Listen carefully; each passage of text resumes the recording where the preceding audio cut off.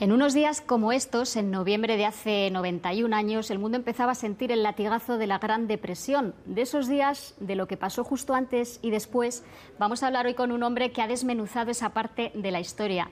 Liaquat Ahamed es autor de Los señores de las finanzas, los 4 hombres que arruinaron el mundo. Una historia económica galardonada, entre otros premios, con el Pulitzer de Historia. El señor Ahamed ha sido también asesor del Banco Mundial y ahora ejerce de consultor de varios fondos de inversión. Buenas tardes. ¿Qué tal, señor Ahamed?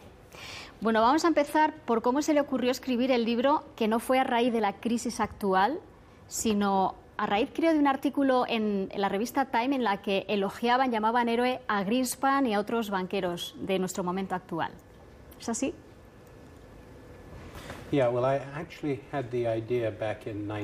Sí, esa idea la tuve en 1999, después de otra crisis, la crisis asiática.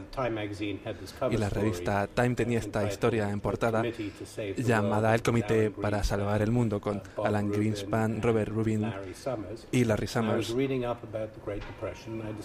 Y cuando leí sobre la Gran Depresión, descubrí que había otro comité, que entonces se llamaba el club más exclusivo del mundo, pero que en lugar de salvar el mundo, lo que hicieron fue el mayor declive económico de toda la historia.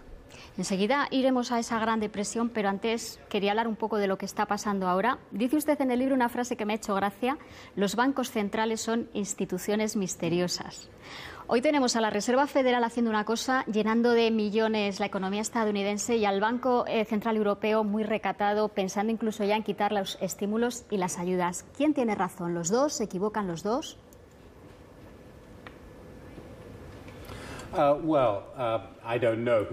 Bien, no sé quién tiene razón y quién no. Hay mucha gente que está intentando saberlo.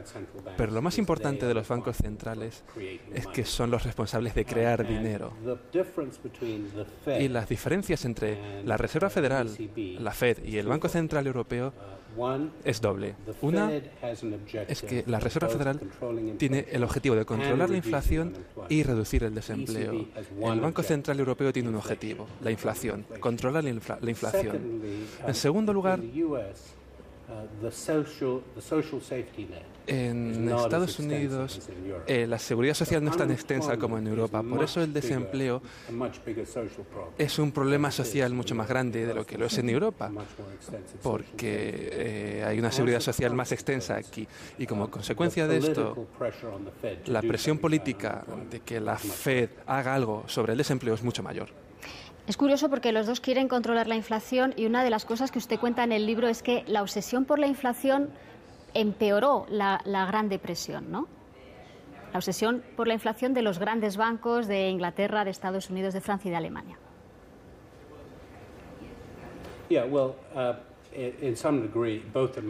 Sí, tanto en mi libro y como ahora, las preocupaciones sobre la inflación están librando la última batalla, y los bancos centrales tienen tendencia a hacer esto, operan pensando en ese problema. Y creo que la preocupación sobre la inflación está muy exagerada. No hay inflación en el mundo, quizá en India y en China sí, que están creciendo a un ritmo muy elevado, pero en el resto del mundo no. No sé si usted cree que la crisis que vivimos ahora, que a veces el señor Strauss-Kahn del FMI la llama la Gran Recesión, que es como, no sé si es la hermana pequeña de la Gran Depresión, no sé si puede acabar mal dentro de unos años como la Gran Depresión, o no tiene nada que ver, porque leyendo su libro es verdad que hay similitudes, las dos estallan con una burbuja, pero hay muchísimas diferencias. Veo yo, al menos.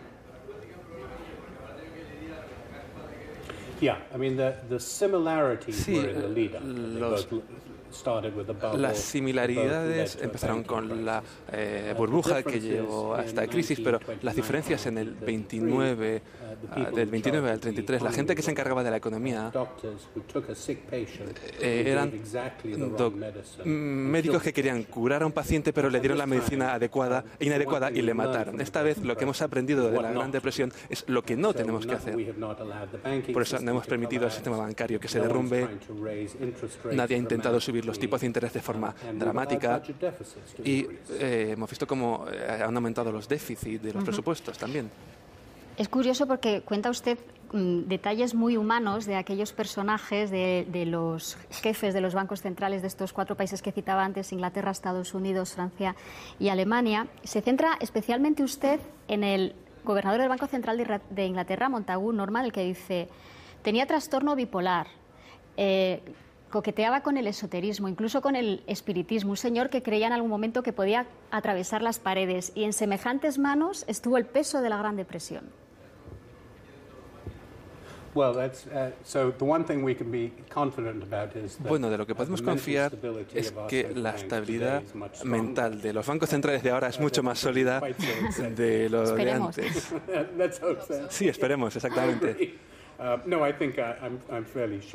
Bueno, que estoy muy seguro de esto. Era un personaje interesante, en definitiva, porque llegó a ese cargo porque tanto sus abuelos estaban en el Consejo del Banco de Inglaterra. Uno había sido gobernador, por eso casi fue un puesto heredado. Y el Banco de Inglaterra en ese momento le gustaba mucho, pues, al igual que muchas instituciones británicas que se gestionaban como si fuesen un club. ¿Retrata usted también la angustia del político que se tiene que enfrentar a esto? El presidente Hoover, del que usted dice no era precisamente optimista, todo lo contrario, era muy pesimista, acababa diciendo esto va mejor, incluso al final acabó falseando los datos del empleo. De aquella experiencia política, los políticos de ahora tendrían que estudiársela, tendrían que saber bien qué pasó entonces. Sí, pero hay más equilibrios ahora para garantizar más pruebas, para garantizar que los datos económicos son exactos. Lo más importante sobre Hoover, mire, los economistas no suelen saber a veces qué es lo que tienen que hacer. Y Hoover creía que los economistas de entonces no entendían la economía. Sin embargo, su respuesta fue decir: vamos a hacer nada, no vamos a hacer nada. La respuesta contraria es la que hizo Roosevelt. Tampoco entendía de economía. Pensó que sus consejeros, sus asesores no entendían de economía, pero su respuesta es que ya que no sabemos qué hacer, vamos a intentar hacerlo todo. Vamos a ver lo que funciona, vamos a experimentar. Y buscó la solución mediante un proceso de ensayo-error.